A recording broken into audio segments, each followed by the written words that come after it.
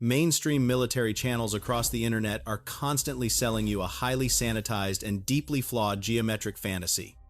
These armchair analysts confidently claim that 5,000 U.S. Marines, dropping from V-22 Ospreys, will simply bypass the defenses.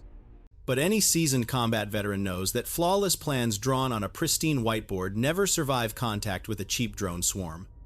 Today, we are decoding the brutal and highly asymmetric reality of a Hormuz invasion alongside the pure logistics of hell.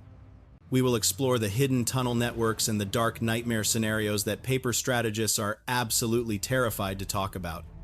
You have probably heard the staggering statistics about 850 Tomahawk cruise missiles raining down on enemy positions. The conventional narrative proudly highlights 3 carrier strike groups and 40 warships destroying 13,000 military targets. They describe 30 days of the United States Navy relentlessly hammering 21 nautical miles of water with overwhelming firepower. Despite this unprecedented and massive display of kinetic destruction, the Strait of Hormuz remarkably remains closed to global shipping. This harsh reality forced military commanders to send something entirely different, instead of relying on more missiles and more warships. On March 27th, the USS Tripoli arrived in the Central Command area of operations with thousands of sailors and combat marines. The USS Boxer is transiting right behind her, with even more specialized troops heading toward the narrowest strategic choke point on Earth. Iranian military leaders responded within 48 hours, declaring readiness to confront any American troops stepping onto their soil. We must first understand the fundamental geographic trap before we can discuss exactly what these arriving combat marines actually solve. The notoriously narrow Strait of Hormuz is definitely not closed by conventional warships navigating those 21 nautical miles. It is completely shut down by an incredibly complex and decentralized system of lethal asymmetric threats hidden within the rugged terrain. Mainstream media loves to proudly recite standard Wikipedia spec sheets, highlighting the awesome capabilities of F-35B stealth fighters. They obsessively showcase endless technical statistics about A-10 Warthogs and their legendary rotary cannons shredding enemy fast boats. But the seasoned American viewing audience already knows exactly what these terrifying weapons do, and we will not waste time on those stats. The ultimate question is not about American naval weakness, because 30 days of epic kinetic fury proved their overwhelming firepower. The brutal reality is that the Iranian Revolutionary Guard Corps does not fight the specific way the US Navy was originally built to win. They flatly refuse to fight symmetrically on the ocean surface, and instead prefer to establish a multi-layered A2 AD envelope over the coast. The deeply fortified foundation of this massive defensive architecture patiently lies just beneath the shimmering waves of the narrow Gulf. Naval intelligence estimated that defending forces deployed more than 5,000 advanced aquatic mines before the operation even started.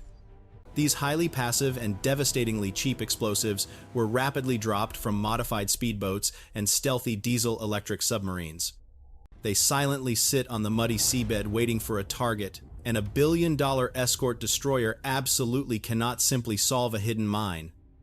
The mines are completely invisible and remarkably patient, but they are ultimately designed to merely slow an advancing adversary down at sea. The primary killing zone is strictly dictated by the unforgiving geography of the heavily fortified islands scattered along the shipping lane. Defending commanders deliberately transformed the strategic islands of Abu Musa and Keshem into terrifying, fixed, unsinkable aircraft carriers. These isolated rocks host advanced radar stations alongside devastating anti-ship missiles, boasting an operational range of 70 miles. More advanced cruise missiles can easily reach out well over 100 miles from highly mobile launchers hidden deep inside mountain tunnels. These elusive and highly lethal transporter erector vehicles simply drive out from the hardened shadows to fire before quickly driving back in. Relentless naval firepower can indeed destroy an active radar array or successfully obliterate a fixed concrete missile silo on the mainland. Overwhelming firepower can drastically reduce the number of floating threats, but it fundamentally cannot seize and occupy an isolated island. The harsh operational equation clearly dictates that kinetic bombardment alone simply cannot safely hold a rugged and deeply hostile coastline. A multi-million-dollar cruise missile creates a spectacular burning crater, but it inherently does not have the capacity to occupy territory. At this incredibly volatile geopolitical choke point, someone absolutely has to deploy directly onto the hostile ground that overlooks the water. That specific and highly dangerous territorial occupation is definitively not a standard destroyer mission or a typical aircraft carrier task. That is precisely why the Marines have arrived, but their insertion must completely bypass the traditional methodology of amphibious landings. For over 4 decades, the Iranian military prepared for a massive amphibious assault the exact way the world has always known it. They expected heavy ships approaching the shore and armored landing craft emerging from well decks under intense coastal fire. Their entire coastal defense architecture is heavily built on the fundamental assumption that an invasion must come by water. The elegant logic dictates that if you successfully block the sea, you can completely block any conventional marine landing.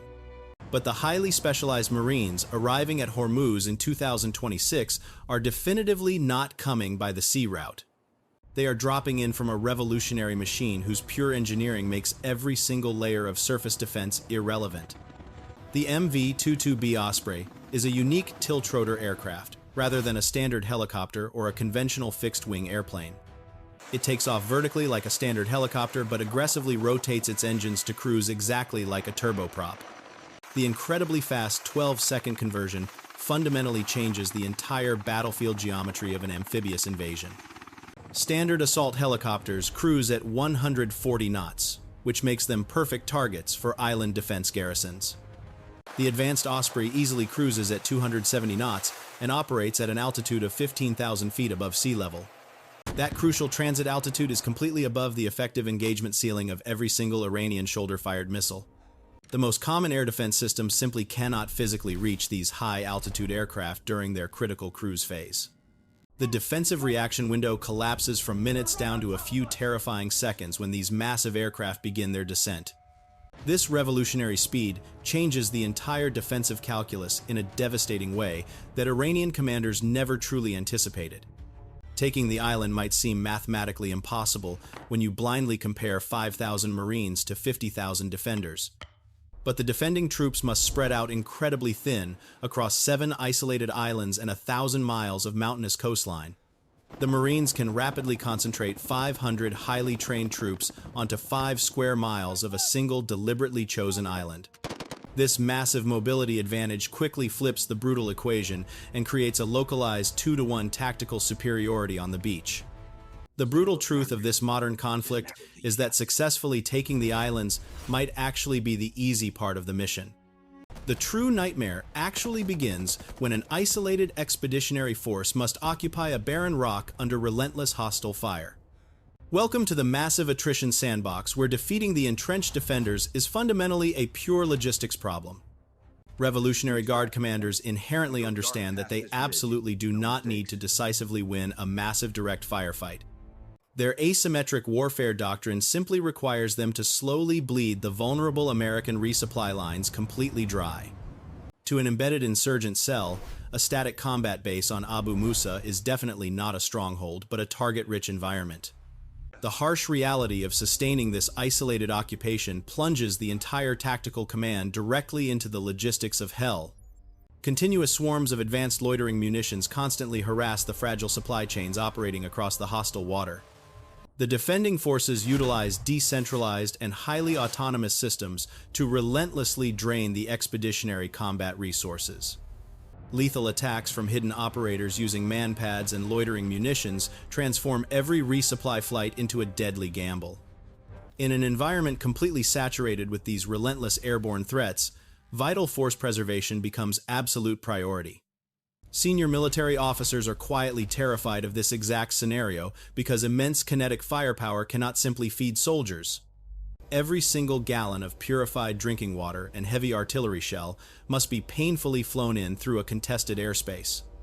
The spectacular initial insertion rapidly degrades into a grueling endurance test against an incredibly patient and invisible enemy. This fundamental tactical shift perfectly illustrates why controlling the vital operational tempo dictates the final combat outcome. Surviving the relentless barrage of loitering munitions requires Marines to aggressively execute complex subterranean clearances. The incredibly perilous nature of fighting through these fortified island tunnels absolutely demands specialized tactical countermeasures. Visualizing these brutal Day 2 operations reveals a terrifying, subterranean environment filled with hidden, explosive booby traps. Deep inside these mountain facilities, the defending troops can quickly deploy mobile launchers from multiple concealed exit points. The expeditionary forces must seamlessly integrate highly advanced microwave weapons to physically burn the attacking drone swarms. Relying exclusively on standard kinetic interceptors against cheap autonomous systems is fundamentally a disastrous financial equation. High-energy microwave emitters instantly fry the delicate electronic circuits of incoming threats at a fraction of the traditional cost. Below the turbulent surface, autonomous unmanned mine-clearing submarines must slowly carve a safe path for the heavy logistical vessels. Protecting these slow-moving robotic sweepers from coastal batteries requires continuous and highly accurate counter-battery radar coverage. These advanced sensor networks rapidly calculate the exact origin of hostile artillery fire to direct immediate retaliatory strikes. Securing the fortified island interior relies heavily on eliminating these mobile threats before they simply retreat into the dark tunnels. Every successfully cleared bunker heavily degrades the enemy defensive envelope and slowly expands the protective American perimeter. Military planners must also calculate the ultimate asymmetric wildcard that paper strategists completely refuse to acknowledge publicly. The darkest nightmare scenario involves the defending forces actively deploying devastating radiological area denial across the beaches. Using raw radioactive yellowcake to heavily salt a primary landing zone effectively ends the amphibious assault before boots hit the sand. A precision smart bomb destroying a targeted silo achieves nothing if the resulting explosion saturates the entire island in radiation. This terrifying reality perfectly addresses the dirty bomb concerns frequently mentioned by combat veterans in the strategic community. The U.S. Marine Corps absolutely does not just need a brilliant tactical plan to violently seize the fortified islands in the strait. They desperately need a highly comprehensive and heavily engineered plan to somehow physically survive them after the initial insertion. Forget the sterile and perfectly rendered geometric animations you have constantly seen on other traditional military analysis channels. This deeply uncomfortable breakdown exposes the raw reality of countering the ultimate asymmetric kill web designed by defending generals. We must deeply analyze the severe geopolitical reality that effectively transforms the narrow strait into a toll booth. The vital maritime shipping lane is definitively not physically closed by massive steel chains or sunken cargo vessels. It is practically closed to the massive global economy due to extreme financial risk and skyrocketing insurance rates. Simply placing heavily armed combat marines on a contested island absolutely might not lower those commercial premiums. Massive commercial supertankers will strictly refuse to navigate those narrow waters under a continuous rain of fire. The fragile maritime industry requires absolute certainty that the decentralized drone threat is neutralized at the source. A global economy remains dangerously held hostage, while a fifth of the world energy supply is trapped behind the water.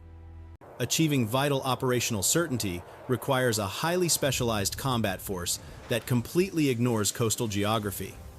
That is precisely the devastating physics and brutal tactical logic of deploying the highly renowned 82nd Airborne. These deeply experienced elite paratroopers definitively do not ever utilize heavily defended beaches for combat insertions. They fundamentally exist to completely bypass the brutal coastal killing zones by dropping deep inside hostile territory. Their primary combat mission directly involves severing the vital logistical supply lines feeding the entrenched defenses. They heavily disrupt the internal command structure and completely paralyze the ability of the enemy to reinforce the coast. However, you absolutely cannot simply send elite light infantry into a massive fortress without clearing the lethal geometry. Heavy A-10 Warthogs systematically arrive to aggressively crack the reinforced coastal bunkers before the Ospreys descend. These legendary attack aircraft remain completely unmatched at solving the complex mathematical problem of fast boat swarms. Right before the very first combat boot aggressively touches the dirt, advanced electronic warfare assets enter the airspace. The newly deployed EA-37B Compass Call aircraft will fundamentally and violently sever the local electromagnetic spectrum. This highly classified electronic attack completely blinds the surviving enemy radars and scrambles communication frequencies. This ensures that when the multi-domain American forces finally land, the isolated defending garrison fights completely blind. A massive and incredibly complex defensive system, originally built to stop heavy ships, is dismantled from the dark sky above. The fierce third quarter of this massive military operation systematically puts American combat boots directly onto the ground. These combined expeditionary forces decisively seize the perimeter islands and violently collapse the deep defensive interior. The heavily fortified defensive system was meticulously built over 4 decades, and the choke point is still closed on day 30. This persistent closure perfectly demonstrates exactly how incredibly difficult this specific strategic military problem truly is. But 30 days of epic kinetic fury have systematically and brutally stripped the integrated air defense network completely apart. The relentless suppression of enemy air defenses dictates that every single radar activating immediately draws a lethal missile strike. The entire integrated air defense network covering the strategic choke point is now functionally completely silent and completely dead. Without overlapping air cover, the conventional surface navy had absolutely nowhere to hide from the relentless airborne kinetic strikes. More than 60 heavily armed Iranian surface warships now permanently sit at the dark bottom of the ocean on the muddy marine seabed. Without a functioning surface navy to desperately protect vulnerable supply lines, the vital missile and drone stockpiles slowly bled out. Expeditionary forces estimate more than 500 ballistic missiles and 2,000 suicide drones were rapidly expended in combat. The advanced industrial manufacturing factories that would inevitably rebuild those depleted weapon stockpiles are now smoking rubble. Highly mobile coastal launchers are still present within the mountainous terrain, but they are aggressively hunted by stealth fighters. Marine F-35B. Stealth fighters strictly utilize forward-looking infrared to rapidly detect transporter erector launchers exiting tunnels. Advanced Stormbreaker munitions precisely destroy the exposed launcher at approximately $200,000 per engagement.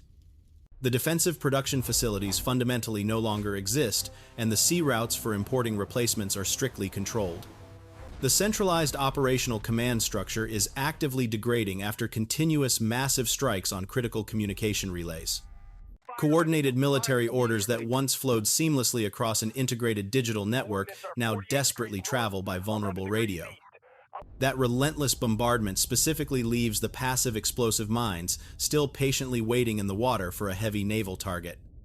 The last genuine operational variable is the highly stealthy fleet of 20 diesel-electric submarines designed for shallow waters.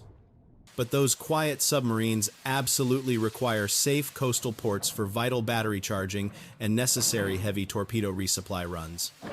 The initial aerial campaign aggressively cratered the primary naval bases and violently destroyed the critical submarine tenders. Each layer, completely stripped from the complex Iranian defensive architecture, fundamentally compresses the invasion timeline. The surviving defending units that previously operated as a massive integrated system now function as broken fragments. Meanwhile, the remaining fast attack craft are aggressively hunted daily by heavy attack helicopters and stealth fighters. Fewer of these heavily armed asymmetric naval threats successfully manage to physically survive each breaking sunrise. The fourth quarter of this massive multi-domain military operation forcefully opens the vital maritime commercial strait. The heavily fortified defensive system, originally designed to violently destroy conventional ships, was completely dismantled. America deployed an incredibly flexible and lethal multi-domain force, straight from the dark sky to collapse the interior. The massive expeditionary marine force seized the crucial perimeter islands by flying vertically right over every hidden mine. This unprecedented operational maneuver fundamentally bypassed the entire entrenched surface layer of the coastal defense grid. We are ultimately left observing exactly 5,000 specialized combat marines, facing 21 narrow nautical miles. The entire geopolitical crisis is forcefully reduced down to one incredibly violent and highly complex operational equation. The brutal truth is that aggressively taking these remote islands in the Strait of Hormuz might actually be the easy part. The true asymmetric war strictly begins when you must occupy a barren rock under a constant rain of loitering munitions. So today I officially pass the heavy strategic burden of operational command directly to you for this massive combat mission. If you were the expeditionary commander, would you confidently authorize the MV-22B Osprey insertion despite MANPAD's threats? Or would you completely refuse the risk and firmly rely entirely on an extended naval and continuous heavy aerial blockade? Let me know your exact tactical combat doctrine down in the comments section below so we can deeply analyze the best approach. I will thoroughly review all the strategic responses and permanently pin the most realistic operational plan for the viewers.